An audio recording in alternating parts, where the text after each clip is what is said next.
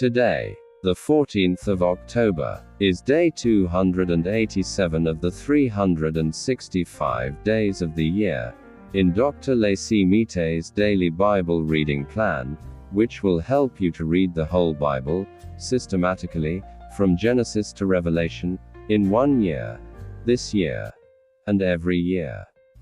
Today's Bible reading is from Matthew chapter 14, chapter 15, and chapter 16.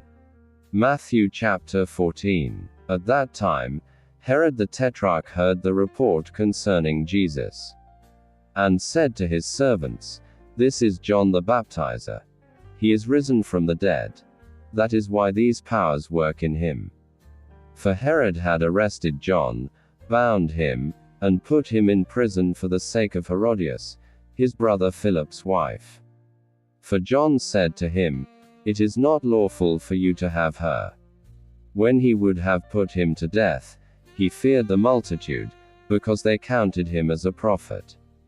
But when Herod's birthday came, the daughter of Herodias danced amongst them and pleased Herod.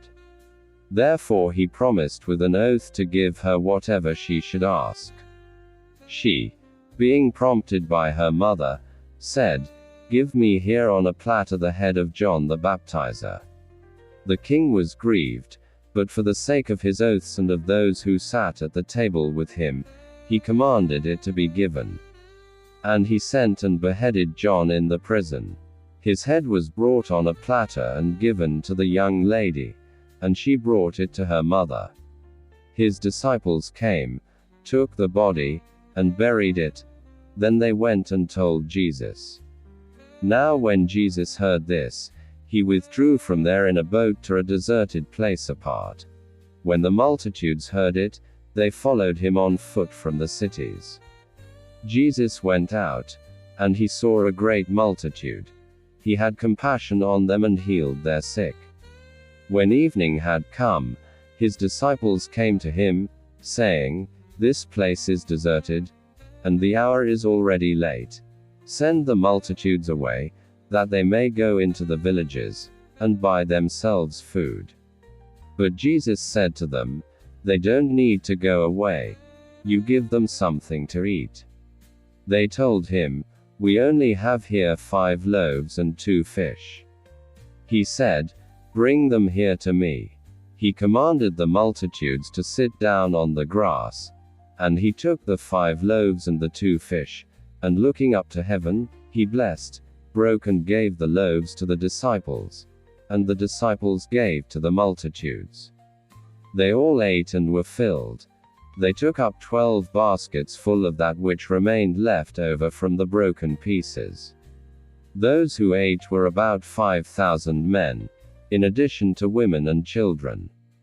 Immediately Jesus made the disciples get into the boat and go ahead of him to the other side, while he sent the multitudes away. After he had sent the multitudes away, he went up into the mountain by himself to pray. When evening had come, he was there alone. But the boat was now in the middle of the sea, distressed by the waves, for the wind was contrary. In the 4th watch of the night, Jesus came to them, walking on the sea. When the disciples saw him walking on the sea, they were troubled, saying, "It's a ghost." And they cried out for fear. But immediately Jesus spoke to them, saying, "Cheer up. It is I. Don't be afraid." Peter answered him and said, "Lord, if it is you, command me to come to you on the waters." He said, "Come." Peter stepped down from the boat and walked on the waters to come to Jesus. But when he saw that the wind was strong, he was afraid, and beginning to sink, he cried out, saying, "Lord, save me." Immediately Jesus stretched out his hand, took hold of him, and said to him, "You of little faith, why did you doubt?" When they got up into the boat, the wind ceased. Those who were in the boat came and worshipped him, saying, "You are truly the Son of God." When they had crossed over, they came to the land of Gennesaret. When the people of that place recognized him, they sent into all that surrounding region and brought to him all who were sick. And they begged him that they might just touch the fringe of his garment. As many as touched it were made whole. Matthew chapter 15. Then Pharisees and scribes came to Jesus from Jerusalem, saying, "Why do your disciples disobey the tradition of the elders? For they don't wash their hands when they eat bread." He answered them, "Why do you also disobey the commandment of God because of your tradition? For God commanded, 'Honor your father and your mother,' and, 'He who speaks evil of father or mother, let him be put to death.' But you say, 'Whoever may tell his father or his mother, whatever help you might otherwise have gotten from me is a gift devoted to God. He shall not honor his father or mother.' You have made the commandment of God void because of your tradition. You hypocrites! Well did Isaiah prophesy of you, saying, 'These people draw near to me with their mouth, and honor me with their lips, but their heart is far from me. And they worship me in vain, teaching as doctrine rules made by men.'" He summoned the multitude, and said to them, "Hear, and understand. That which enters into the mouth doesn't defile the man, but that which proceeds out of the mouth, this defiles the man."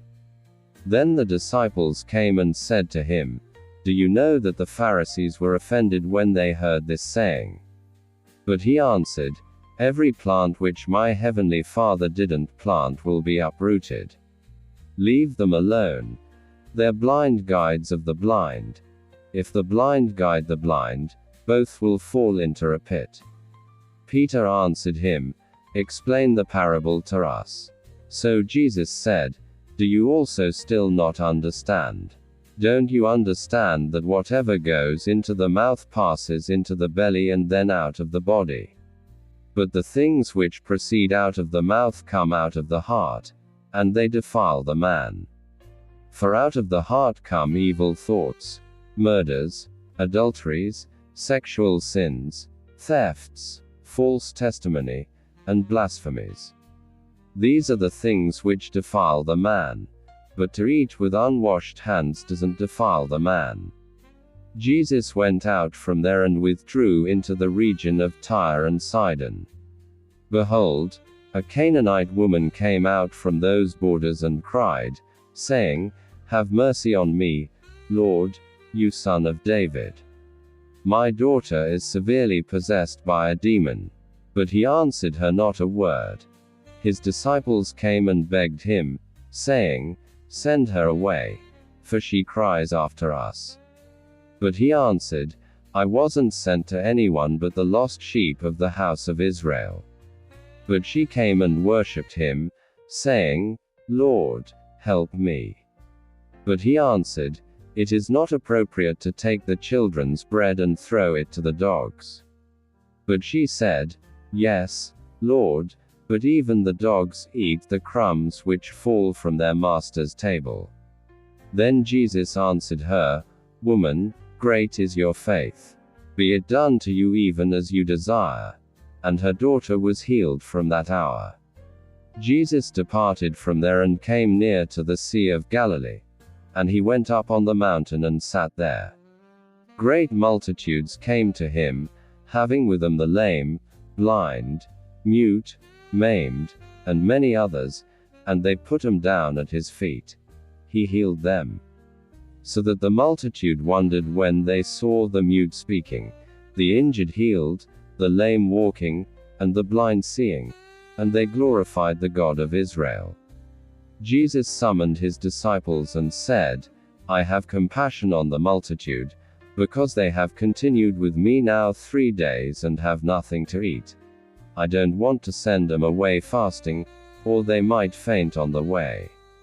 The disciples said to him, "Where could we get so many loaves in a deserted place as to satisfy so great a multitude?" Jesus said to them, "How many loaves do you have?" They said, 7, and a few small fish. He commanded the multitude to sit down on the ground. And he took the 7 loaves and the fish.